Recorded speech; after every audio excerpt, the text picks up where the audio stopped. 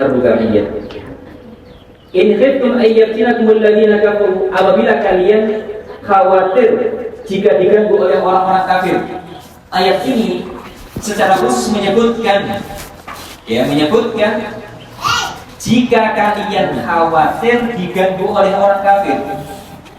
Dengan kata lain, pada kondisi takut atau al-khauf, pada kondisi mencekam, pada kondisi sulit, misalnya ketika jihad misalnya, atau ketika hidup di tengah-tengah lingkungan orang kafir yang menyulitkan kita dalam apa? Adabul ibadah. Maka silahkan. Pertanyaannya, apakah ini juga berlaku dalam kondisi al-aman, pada kondisi aman sentosa, tidak ada rasa mencekam dan takut, atau tidak? Baik, kita bahas. Wal qasr jaizun fis safar, qasr itu boleh pada safar, fi halil khaufi wa ghairihi, pada kondisi takut, pada kondisi sulit mencekam, wa ghairihi, dan juga pada kondisi yang tidak menakutkan. Dengan kata lain, pada kondisi aman, pada kondisi stabil, boleh hukumnya qasar.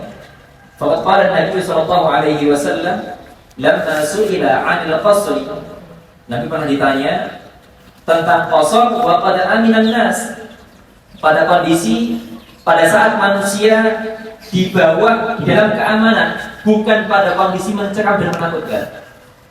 Nabi ketika ditanya tentang qasar, beliau mengatakan dalam Sahih Muslim diriwayatkan ini, shadaqatan tasaddaqallahu biha 'alaikum faqbalu shadaqatahu. Ia merupakan kebaikan atau kelapangan. Sedekah di sini artinya apa? Kebaikan atau kelapangan, bukan sedekah harta. Karena sedekah itu kan bukan hanya dengan harta. Maka kalau kita ingat pada hadis Nabi dalam hadis sahih, membantu saudara kita itu termasuk sedekah wa tu'inuhu, amal saleh itu sedekah, dzikir itu sedekah. Sedekah dari mana? Artinya bukan memberikan harta, tetapi itu merupakan kebaikan, amal kebaikan. Menolong kawan yang kesulitan untuk menaikkan barang ke atas kendaraannya juga sedekah. Membantu dia untuk naik ke kendaraannya juga sedekah. Itulah yang disabdakan. Maka sedekah di sini artinya kelapangan atau kebaikan. Qasar merupakan kebaikan atau kelapangan atau kemudahan. Tasaddaqallahu biha 'alaikum, yang Allah berikan kepada kalian. Faqbalu shadaqatahu, maka terimalah sedekahnya, maka terimalah kebaikan atau kelapangan darinya. Baik. Ini dari sunnah tentang qasar.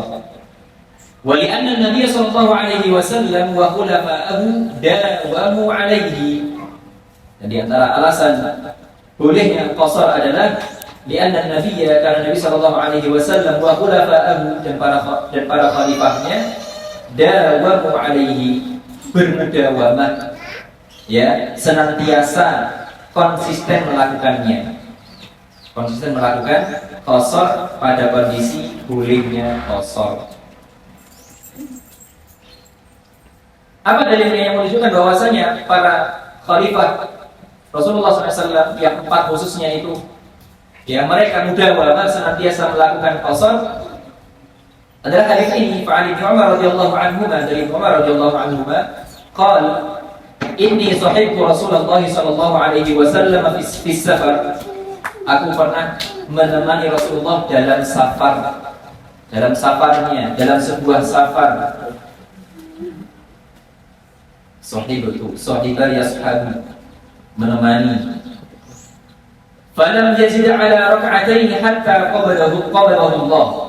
Dan beliau tidak melebihkan sholat di atas 2 rakaat. Ini pada sholat rubaiyah, pada sholat yang 4 rakaat. Kapan itu? Ketika safar tersebut. Hatta qabadahu Allah, sampai beliau wafat, sampai Allah mencabut nyawa beliau. Artinya Nabi senantiasa melakukan qasar pada kondisi bolehnya qasar, pada syarat yang masuk pada kategori bolehnya qasar sampai beliau wafat. Wa sahibtu Abu Bakar, kata Ibnu Umar, Dan aku menemani Abu Bakar radhiyallahu anhu dalam safar juga sepeninggal Rasulullah sallallahu alaihi wasallam. Falam yazid ala rak'ataini hatta qabadahu Allah, dan beliau juga sama seperti Rasulullah tidak lebih dari 2 rakaat ketika sholat pada kondisi safar tersebut sampai beliau wafat. Rawahu Muslim. Thumma dzakara Umar wa Utsman radhiyallahu anhum, kemudian Ibnu Umar juga menyebutkan dalam riwayat lain ya disebutkan beliau juga menyebutkan Umar juga demikian, Utsman juga demikian. Abu Bakar melakukannya, Umar melakukannya, Utsman melakukannya. Walawa Ahmad an Ibnu Umar marfu'an, dan Ahmad bin Hanbal rahimahullahu taala meriwayatkan dari Ibnu Umar dalam musnadnya secara marfu'. Marfu' artinya apa? Riwayat ini sampai ke Rasulullah. Ujungnya di mana? Di Rasulullah sallallahu alaihi wasallam. Ketika ada istilah hadis marfu' artinya apa? Itu qaul Rasul. Kalau hadis mauquf itu qaul siapa? Qaul sahabat. Mauqufun an Ali misalnya. Hadal hadis atau hadhihi riwayah, hadis ini mauquf an Ali. Mentoknya di siapa? Sahabat Ali. Mentoknya di siapa? An Sa'id, an Sa'd, an Talha, an Ibnu Abbas, wa ghairihim. Nah, itu istilah-istilah yang mungkin kita nggak boleh jadi terhadapnya ya. Karena kalau kita baca buku kadang-kadang kita temui istilah itu. Hadis marfu', hadis mauquf. Ya, riwayat atau ucapan yang mentoknya di siapa? Kalau marfu' Rasulullah, yang Rasul yang mengatakannya. Kalau mauquf, sahabat yang mengatakan. Ini marfu', artinya apa? Ini sabda beliau sallallahu alaihi wasallam. Apa yang beliau katakan dalam riwayat ini? Innallaha yuhibbu an tu'ta rukhasuhu. Sungguhnya Allah itu senang ketika rukhsahnya dilakukan, keringanannya, kelapangannya dilakukan. Allah senang sekali ketika Allah memberikan rukhsah pada hambanya lalu hamba itu lakukan. Allah suka. Artinya begini, ketika orang safar dan dia boleh qashar, maka kecintaan Allah padanya tidak berbeda antara dia mengqashar atau tidak qashar. Sama saja, dia ambil rukhsah ataupun tidak, secara kekuatan cinta Allah padanya sama saja. Ya, bukan berarti orang ketika mengqashar kan sholatnya jadi rakaat sehingga lebih sedikit sholatnya, Allah enggak lebih cinta, enggak, tetap sama, sama. Mengapa? Allah yuhibbu an tu'ta rukhasuhu. Allah itu suka ketika rukhsahnya, keringanannya itu dilakukan. Kama yakrahu an tu'ta ma'siyatuhu, sebagaimana Allah tidak suka ketika kemaksiatan itu dilakukan. Itu dalil dari Quran dan Sunnah. Wa amma ijma', adapun kesepakatan para ulama, fal qasr min al-umur al-ma'lumati min ad-din bil darurah. Qasr merupakan perkara yang semestinya diketahui oleh setiap muslim. Artinya tidak boleh satupun orang muslim yang jahil terhadapnya. Wa qad ajma'at 'alaihi al-ummah, dan para ulama, umat di sini artinya ulama, para ulama. Dan para ulama telah mensepakati akan masyru'iyyah disyariatkannya qasr.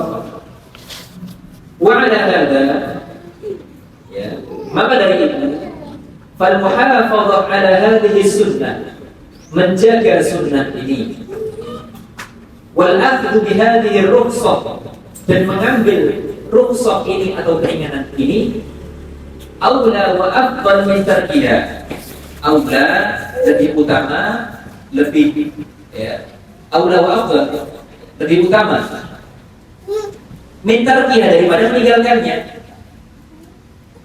Ini qaul ulama yang mengatakan apa? Lebih utama bagi dia untuk qashar dibanding tidak qashar. Tapi kita perlu ingat, hukum finalnya apa tadi? Qashar sunnah. Sunnah. Tapi tentunya orang yang tidak mengqashar jangan sampai dia muncul ketidaksukaan dengan ya, atau mungkin anyel. Aku pengen ini ganjarannya akeh, aku pengen pahala banyak, sehingga aku pengen yang 4 rakaat. Ngopo tidak qashar. Nah, itu termasuk membenci sunnah. Itu bahaya kalau itu.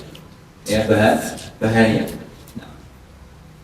Al-kulihal antara mengambil qasar ataupun tidak, semuanya boleh. Bal kariha ba'du ahli al-'ilm bil al-itmam fi safar. Bahkan sebagian ulama itu tidak menyukai, tidak suka al-itmam, melaksanakan sholat 4 rakaat itu enggak diqasar. Ya, menyempurnakan 4 rakaat. Sebagian ulama tidak menyukai ketika orang boleh qasar tapi dia enggak qasar.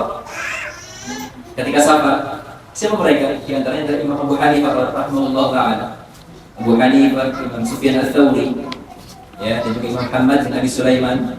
Mereka tidak menyukai orang ketika safar dan boleh qasar dan dia enggak qasar. Mereka lebih mereka sangat menekankan untuk mengambil sunnah itu, ya, untuk mengambil rukhsah itu.